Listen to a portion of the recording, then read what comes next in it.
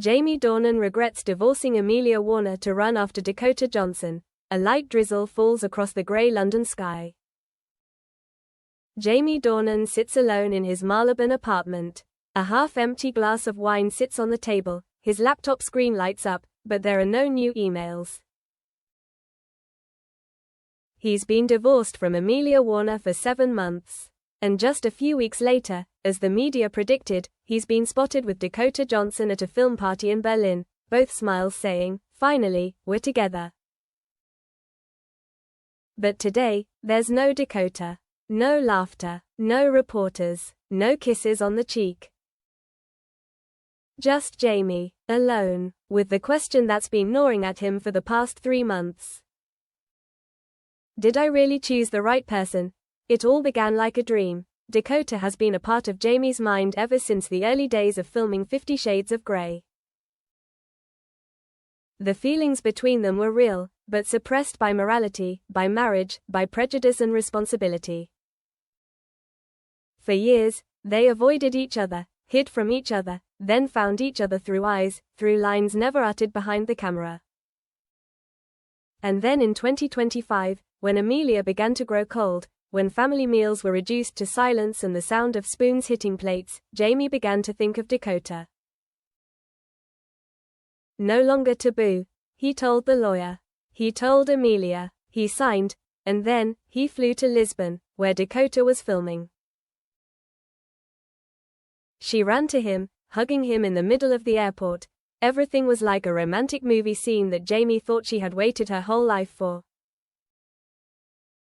But life is not a movie. The first month with Dakota was paradise. The apartment by the sea, the wine, the jazz, the long nights without hiding. But then work pulled them apart. Dakota was busy with the film. Jamie returned to Belfast. The calls became shorter, the texts returned more slowly, and then, one quiet night, Jamie pulled up an old photo, one he'd snapped of Amelia smiling when their little girl first learned to ride a bike. He couldn't remember the last time he'd seen Dakota smile so naturally, the unspoken. Jamie didn't blame Dakota. She was who she was, wild, sexy, independent, free. But the closer they got, the more Jamie felt the distance. Dakota wasn't the type to sit by the fireplace on a rainy afternoon reading. She didn't cook breakfast. She didn't ask how he'd slept. She didn't care about the little things Amelia always remembered. Amelia wasn't perfect. She was cold at times, too rational at times, and more concerned with music than he was. But Amelia was always there. When he failed, when he lost his father, when he panicked, afraid that he was just a temporary face in a series of bland roles.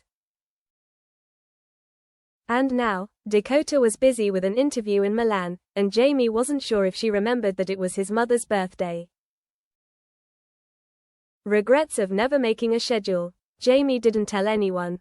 But every night, he dreamed of the old kitchen, Amelia's soft lullaby, the scent of his youngest daughter's hair as she fell asleep in his arms. He dreamed of coming back, not to ask for forgiveness, just to sit together and eat breakfast, listen to an old song, and not say anything. One morning, Jamie sent Amelia a short text, "Are you okay?"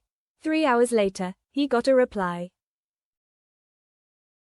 "I'm fine. The kids are fine. I hope you are too. Number blame." No coldness, but the distance between the words felt like 1,000 miles. When someone's gone, Dakota called him one evening. "Jamie, I feel the distance between us growing. I don't want to be a shadow in an old marriage." Jamie was silent. "I think, maybe we fell in love too late. Or too soon, or in the wrong way." And then the call ended. There was no breakup. No formal ending. Just the quiet truth. The unsent letter. Jamie wrote a letter to Amelia. He didn't send it. Just wrote it. "Because writing was the only way to breathe.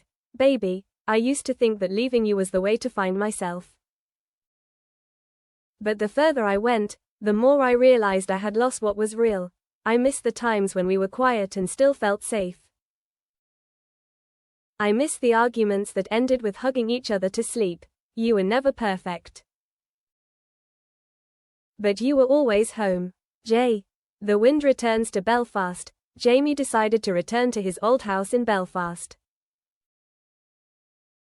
Unannounced, he stood at the door, holding a small bouquet of flowers. The door opened.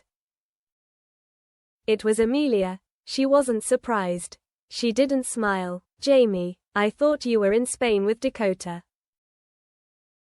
No. I'm back. Because I need to see you. She nodded.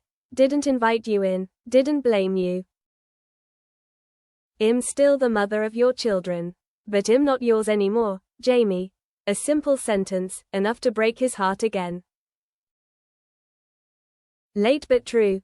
Jamie knew things couldn't be turned back, but sometimes, regret isn't about fixing things. It's about understanding that you once had something precious and lost it. He returned to Marylebone. He sat down and rewrote his diary. He didn't post it, he didn't share it, just to survive.